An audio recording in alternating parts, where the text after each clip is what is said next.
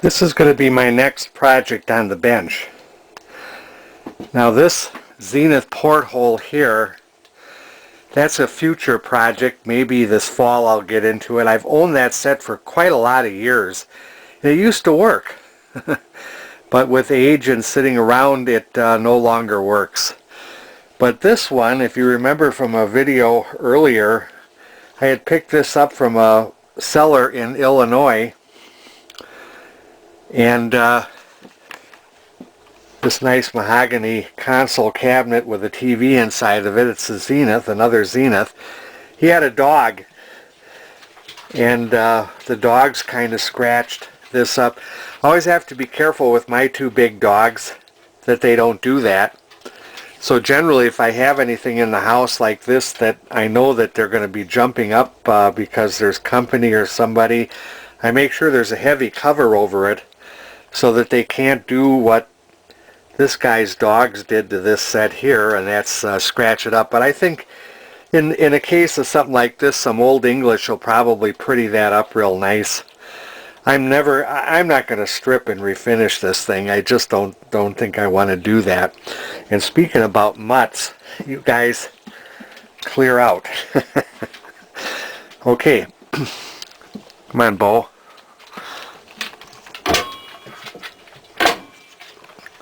And here is another Zenith porthole TV, giant circle. And the reason this is going to be my next project on the bench is I've already worked on that one and went through a lot of sticky moments with it. So while it's fresh in my mind, I believe this is the same chassis, a 24H20 chassis. So I want to get on this right away because I already know some of the things I need to look at. So hopefully this set might be a little bit easier to work on because of my experience with the first set. I've got it reversed so I can get the back off. And the very first thing I'm going to do is put the CRT tester on it. I did test the CRT before I bought the set, and the CRT tested good. But an unfortunate thing happened. When I was taking it out of his house with it on the dolly, he had a couple of steps to go down, and the people that were on the front that should have held the setup weren't really holding the setup, and when I went over the first step, this thing went down to the next step with quite a crash. Now that's pretty bad. So the worst case scenario is something happened to the CRT and it went to air, or it vibrated internal parts enough in the CRT that it's no longer any good. So before I do anything further, I got the knobs off the front of the set ready to pull the chassis out, but I'm not going to do anything until I retest that CRT.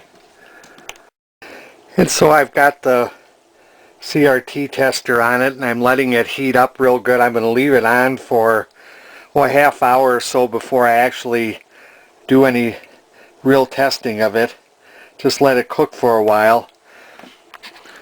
It's interesting. Here is the width control, and notice it's all the way over. You remember that on my other 24H20 chassis, this one, by the way, doesn't have a phone vision socket, so I just that's something I didn't know. I didn't realize they didn't put those on every model. Anyways, it's all the way over, and I kind of wonder if that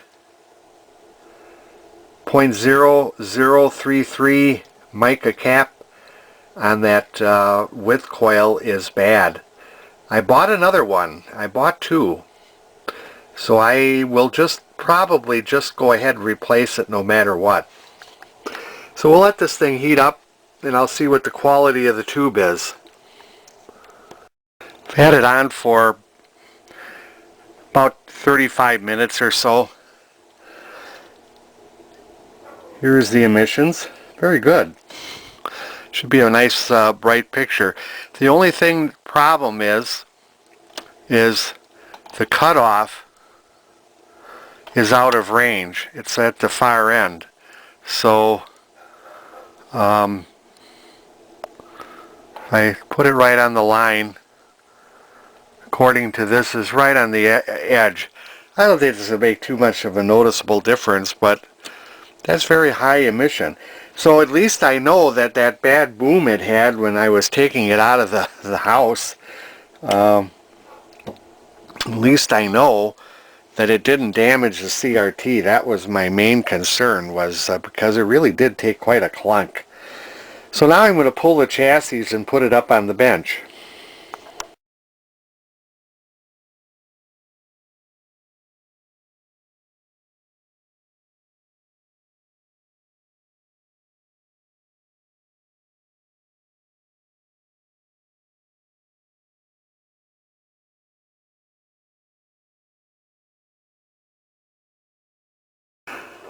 I opened up the high voltage cabinet to look at the flyback. If you remember my first Zenith set, the flyback really looked hot, like it had been hot. This one doesn't look too bad. It's still got most of the coating on it, so it'll be interesting to test this flyback once I get it on the bench. Well, this looks familiar, doesn't it? Just seems like I had one like this on the bench just a little while ago, and I did. So here we are. I've got it out on my bench. The CRT is a Sylvania, and I'm sure that that's a replacement. It's not the original. I'm pretty sure that Zenith had their own picture tube plant, and it would have been branded Zenith. The one in my other Zenith set that I just finished, that one had an RCA tube in it. And of course that tube, other than my blunder with not remembering to rotate that ion trap the first time, that tube produces a fairly watchable picture. This one I think will even be better because I think it tests a lot higher than the tube in my other set. So I have it on the bench. Here's the power supply, just like I had the other one up here. What I'm going to do with it now, before I take the CRT off and put it away, I'm going to test tubes, clean up and test all the tubes, and then I'm going to power this thing up. I know that the seller that I bought this from said he had it plugged in and all the tubes were lit, but nothing happened. Well, he's had it powered up already. If this were sitting in an attic or someplace and it hadn't been turned on in many years, I may not even bother doing that. But in this case, I think I'm going to just for kicks to see what it does. I'm going to power it up, and after I test all the tubes, and then I'll take the big CRT out and start mapping out the chassis and planning my attack on how I'm going to restore this thing. Alright, I've tested all the tubes and did replace a couple of weak ones. One had a high grid leak. I replaced that one. I have one weak tube I didn't have a replacement. I must have used them all up, but this is a 5Y3. It's just right on the borderline. It'll probably work okay for now, but I should get another replacement tube that reads higher than this one. But what I'm going to do is I'm going to power this thing up just to see if it does anything. I already know this had power on it, full power on it, within the last year and a half, because when I went to buy the set, the seller actually had it plugged in and turned on. So I'm going to bring the power up slow and just see what it does.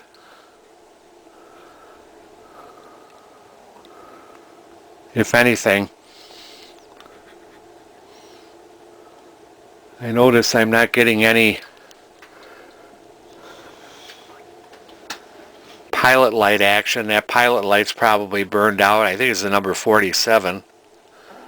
So far we're not drawing a lot of current.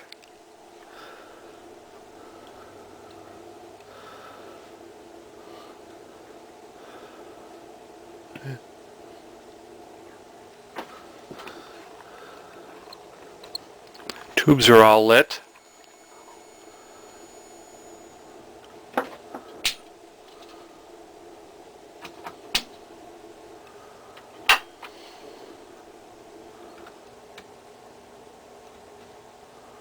No sound.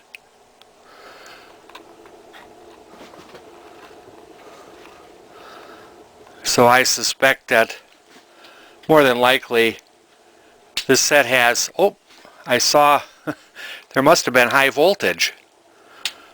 Let me get this back up once.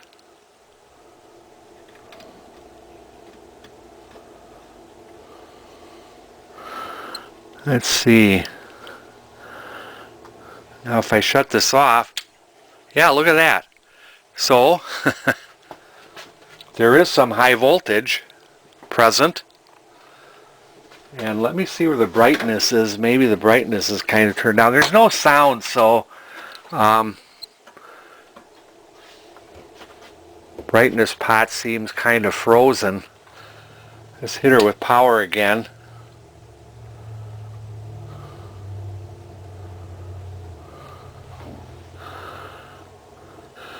Yeah, so there's no real image on it. And I know that's a good CRT. I'm not seeing any bad things going on. No smoke, no red plates, no sound. So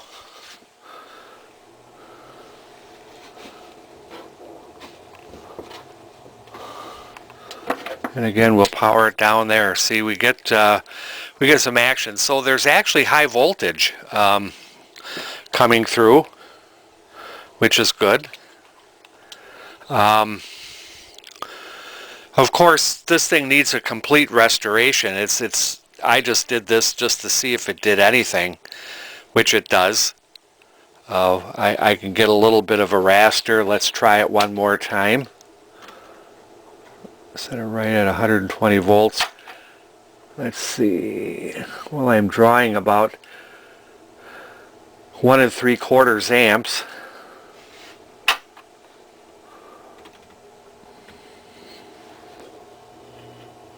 There's a hum in the audio.